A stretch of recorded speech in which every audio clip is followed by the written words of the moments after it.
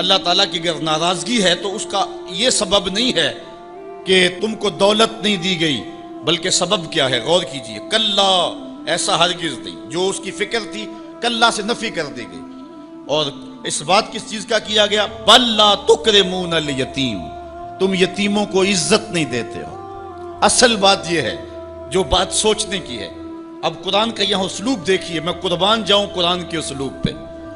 ایسے ہی نہیں جب اکرمہ ابو جہل کا بیٹا اسلام کے حصار میں آتا ہے تو قرآن پڑھتا ہے نا تو اشش کر اٹھتا ہے اور پھر روتا ہے اور کہتا ہے ہاذا کلام و ربی، یہ میرے رب کا کلام ہے. اور قرآن بتا رہا ہے، اس کا لہجہ بتاتا ہے. اسلوب دیکھیے.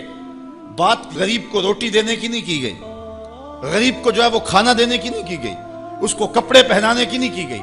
قرآن نے جو کہا ہے کلا بل لا تکرمون الیتیم، بات یہ ہے کہ تم یتیم کو عزت نہیں دیتے ہو.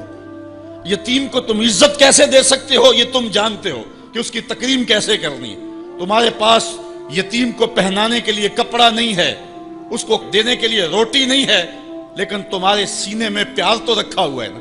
اس برہنہ یتیم کو سینے سے لگا کر کے اس کا ماتھا تو چوم سکتے ہو نا.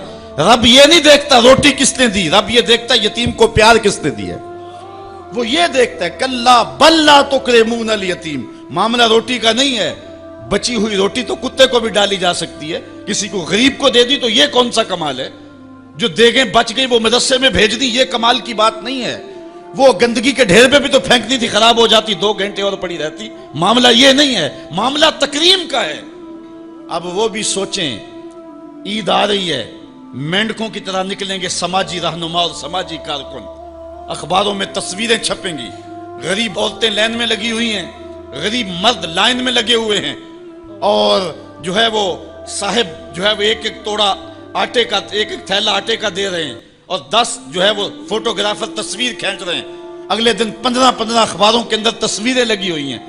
میں اس دن بھی کہا تھا کہ اس انداز کے ساتھ غریبوں کی غربت کا اشتہار لگانے والا سوچے کہ اس لائن میں اگر اس کی بیٹی کو کھڑا ہونا پڑے تو اس کا پھر انداز کیا ہو. بات یہ نہیں، بات تکریم کی ہے. کلا بل لا تکرمون الیتیم. آئیے تمہیں میں کہانی سناؤں.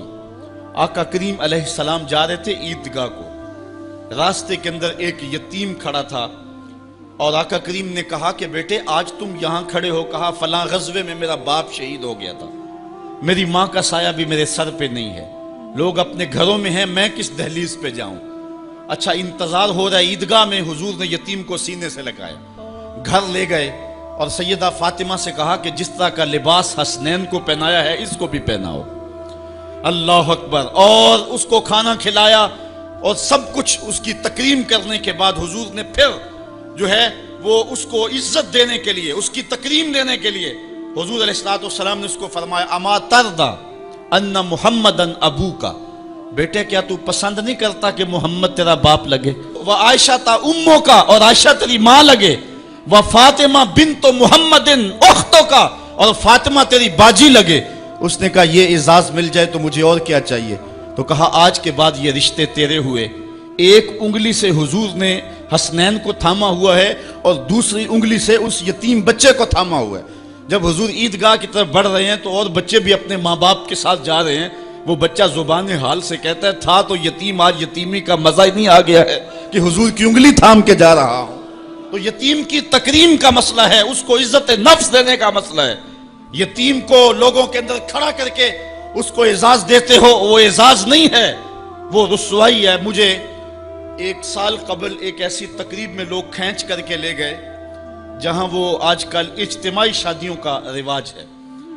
تو میں بڑی معذرت کی، میرے لیے مشکل ہوگا کیونکہ مجھے اندازہ تھا اس تقریب کا، لیکن میں کبھی گیا نہیں تھا پہلے. تو میں جب اس تقریب میں پہنچا تو یقین جانے کہ 2 دن تک جو ہے وہ میں بے چین رہا ہوں. میں کہتا ہوں غریب سے غریب آدمی ہوتا ہے نا، اس کو معاشرے میں پروٹوکول اعزاز نہ بھی ملے تو شادی والے دن تو مہمان خصوصی وہی ہوتا ہے نا. اس دن تو سارے اس کے چہرے کو ہی دیکھتے ہیں. لیکن ان دولوں کو بھی جو ہے وہ لائن پہ بٹھایا ہوا تھا اور اوپر مہمان خصوصی کوئی اور بیٹھے تھے.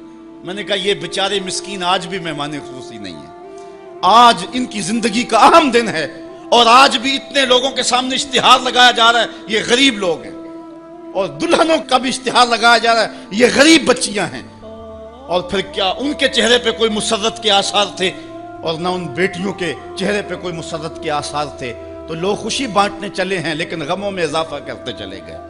رات کی تنہائی میں نکلو، اندھیرا پھیلا ہوا ہو، کوئی دیکھنے والا نہ ہو، اپنے سائے سے بھی بچو اور جا کے غریب کے گھر میں رقم پھینک کے آ جاؤ، اسے پتہ نہ ہو یہ پھینکی کس نے ہے، اور پھر وہ شادی کریں جو دعائیں ان کے کلیجے سے نکلیں گی عرش تک پہنچیں گی. تو بات پیسے دینے کی نہیں ہے، بات تکریم کی ہے. کلا، دیکھو قرآن کا اسلوب، کلا بل لا تکرمون الیتیم. معاملہ یہ ہے کہ یتیم کی عزت، تکریم. میرے اور آپ کے آقا مولا نے تو یہاں تک فرمایا جب بچے اکٹھے کھیل رہے ہوں، تمہارا بچہ بھی ان بچوں میں کھیل رہا ہو تو بچے کو بیٹا کہہ کے آواز نہ دو، اس کا نام لے کے پکارو. عرض کی گئی حضور بیٹا ہے، بیٹا کہہ کے پکاریں گے تو حرج بھی کیا ہے؟ کہا تم نہیں جانتے، ہو سکتا ہے کہ وہاں کوئی یتیم بچہ بھی کھیل رہا ہو، اور جب یہ تم کہو گے تو تڑپ جائے گا، آج میرا باپ ہوتا تو مجھے بیٹا کہہ کے پکارتا، لیکن آج میں محروم ہوں. تو کہا مسئلہ یہ ہے، کلا بل لا تکرمون الیتیم ولا تحاضون علی طعام المسکین. دیکھیے قرآن کا اسلوب. کہا ایک تو یتیم کی تکریم نہیں ہے، یہ ساری افطار اس لیے آئی، اور دوسری بات یہ ہے کہ وہ آپس میں ایک دوسرے کو مسکین کے کھانے کی رغبت نہیں دیتے. یعنی ایک شخص خود غریب ہے اور اتنی طاقت نہیں رکھتا کسی غریب کی پرورش کر سکے، وہ عہدہ برا نہیں ہو سکتا کہ اتنا کہ میں تو کچھ کر نہیں سکتا. کوئی بھوکے تڑپتے ہوئے غریب کو دیکھے، خود نہ دے سکے. اللہ نے اسے زبان تو دی ہے، کسی امیر کی دہلیز پہ وہ نہیں جاتا یہ چلا جائے اور جا کے توجہ دلائے کہ میرے ہمسائیگی کے اندر ایک یتیم تڑپ رہا ہے، بیوہ کی بیٹیاں بوڑھی ہو رہی ہیں دہلیز پہ، اور وہ جا کے اپنے اعتبار پہ جو ہے ان کا انتظام کر دے. یہ ہے ولا تحاضون علی طعام المسکین. بلکہ رویہ کیا ہے؟ وَتَأْكُلُونَ التُّرَاثَ أَكْلًا لَمًّا. اور میراث کا مال تم ہپ ہپ کر کے کھاتے ہو، تمہیں پرواہ ہی نہیں ہے. بیٹیوں کا حق اہل عرب جو ہے وہ غصب کر لیتے تھے اور بیٹیوں کا حق نہیں دیتے تھے. وَتُحِبُّونَ الْمَالَ حُبًّا جَمًّا. اور دولت کی محبت رچ بس گئی ہے کلیجے کے اندر، دل کے اندر.